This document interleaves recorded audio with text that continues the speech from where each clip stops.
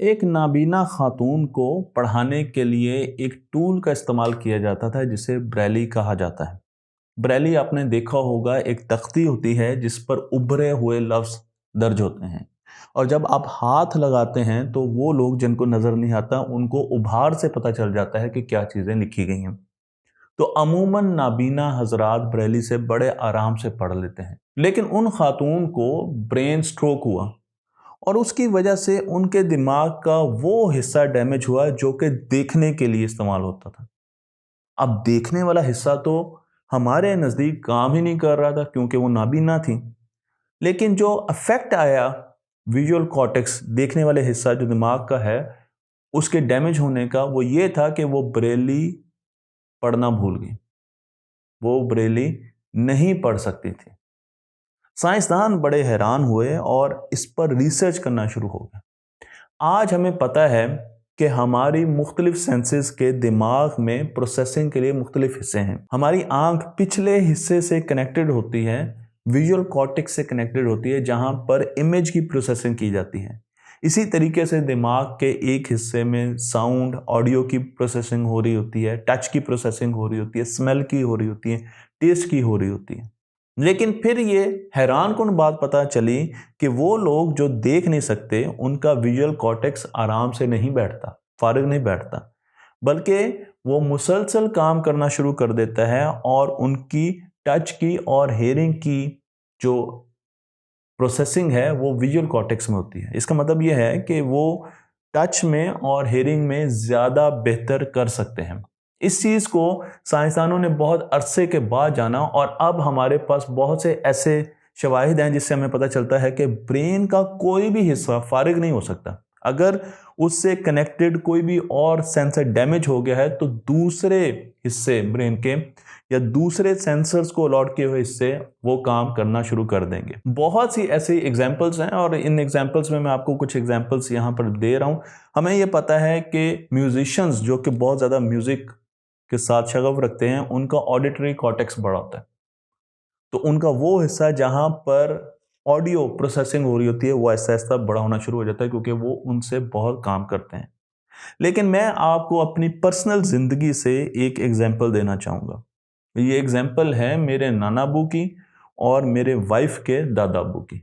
मेरी नानी के सगे भाई की, इनका नाम है शेखुल हदीस हाफिज़ नज़ीर अहमद। आपको ये नाम सुन के हैरानी होगी और आप समझेंगे कि आखिर ऐसी क्या बात है, लेकिन हाफिज़ नज़ीर साहब जब 7 साल की उम्र के थे, ये पार्टीशन से पहले की बात है, तो वो नाबीना हो गए। आँखों का इलाज कराते हुए नाबीना हो गए और उसके बाद उन्होंने कुरान हिफ़्ज़ किया। उसके साथ-साथ वो दारुल उलूम देवबंद में गए और वहाँ पर आलम बने।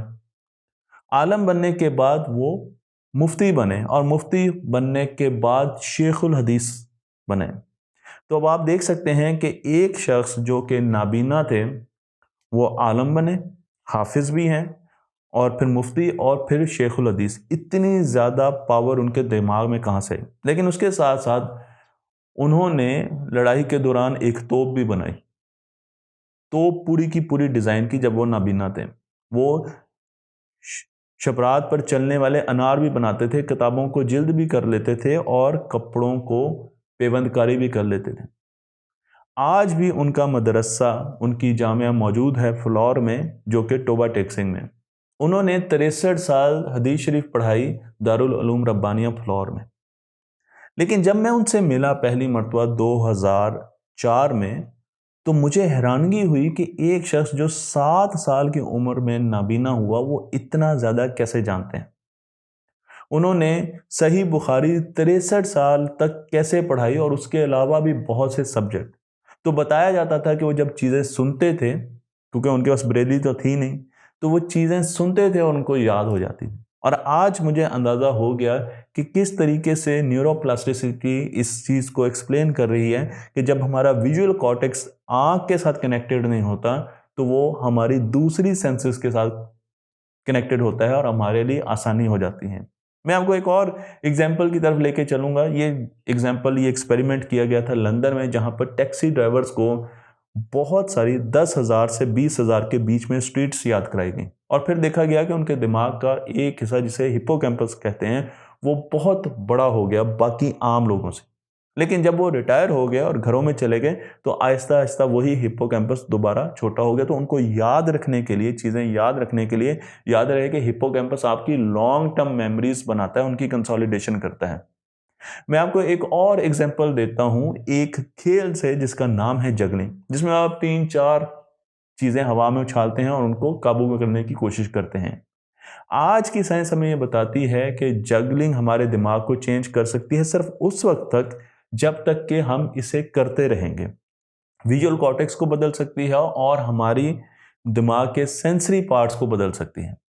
लेकिन जब आप जगलिंग छोड़ देंगे तो फिर आहिस्ता आहिस्ता आपका ब्रेन दोबारा नॉर्मल कंडीशन में आ जाएगा। मैं आपको ये भी बता दूं कि मेडिकल कॉलेजेस में, वेस्टर्न यूनिवर्सिटीज़ में, मेडिकल कॉलेजेस में जगलिंग करवाई जाती है ताकि बच्चे दिमाग की चीज़ें आराम से अच्छे तरीके से ना सिर्फ याद कर सकें बल्कि अच्छे तरीके से एग्जाम्स भी दे सकें। तो ये कुछ एग्जाम्पल थी जहां पर आपको न्यूरोप्लास्टिसिटी नज़र आ रही है और अब ये चीज़ कि हमारा दिमाग फिक्स्ड है और पूरी उम्र हमने एक ही तरीके के दिमाग के साथ गुजारनी है, ये ठीक नहीं है।